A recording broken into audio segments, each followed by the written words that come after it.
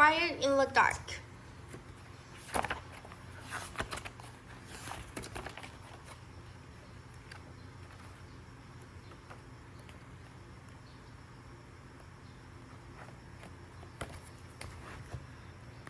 To make matters worse, a strong wind saved the flames feather, shone the sparks dived windily over the city. Virus and fires were breaking out everywhere. Nadine and Nina were escaping from fire when Taylor's daughter arrived.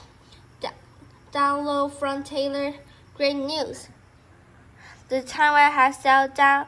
I was trying to start it without much luck. Then all of a sudden it's just way back to the marrow. I bet that was when the fire started. History back on track, said Nina.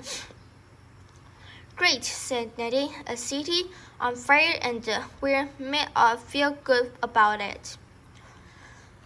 Look on the bright side, said Nina, unless the variant plane is finished.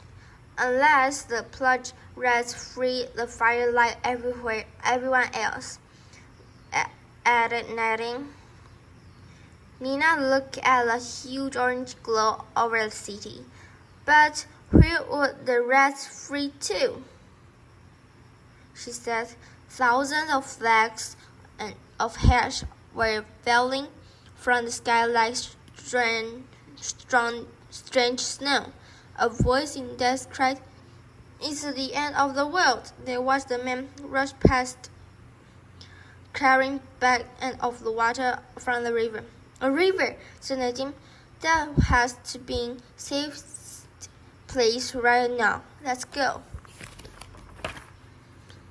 The river was in choice. The fire had destroyed everything in the path, and now in thousands, the bridge, people, animals, rats, all streamed towards the river.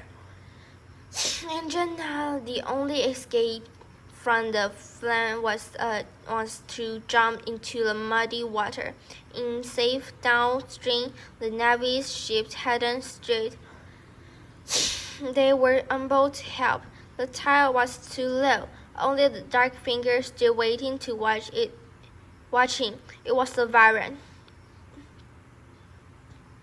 From every jolly and the stream rescued from the advancing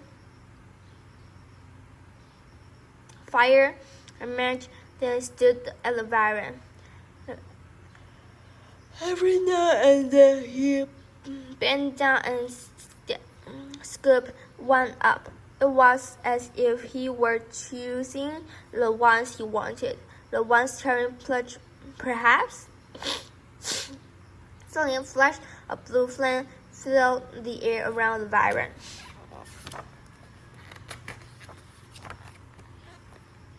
The flame hadn't come from the great fire. It had come from Nadine's step trap. But he's missing. The variant grunted. He turned and ran through the fire and that now lit around the start of the bridge. I have to stop him, shouted Nadine. Grabbing hold of Nina's hand, he plunged into the smoke and flame after the variant behind the point. The bridge was still safe, but strangely destroyed. At the far end of the gatehouse, the variant ran towards it, but the gate was closed. The variant was trapped. Thinking fast, the variant spun around and smashed his way into the nearest building on the bridge, a flour mill. Inside the mill was a mass of machinery. Great cogwheels and shapes lit by the glare of the sunset fires. It caused strange patterns. I showed them, and the light all around. Being of darkness, Varren split easily into the children. It was hard for Nadine and Nina to adjust their eyes to the gloom. All was still. I can see him, hissed Nadine, with the background row of the great fire. They'd never hear him early. It landed again, a cat and a mouse. The Varren moved from one shoulder to other around them. I'm scared, said Nina. Shh, whispered Nadine.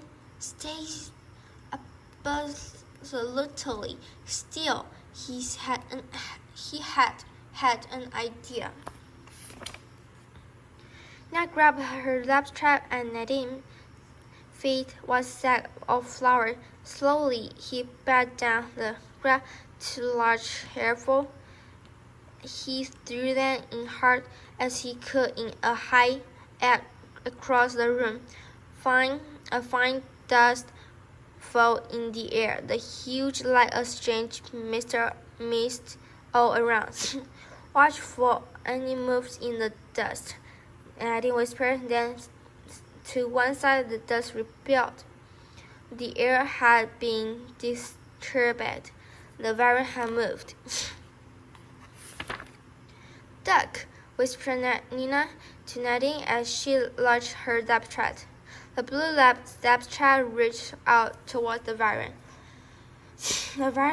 The burst is raw energy for freezing of the second and the whole world.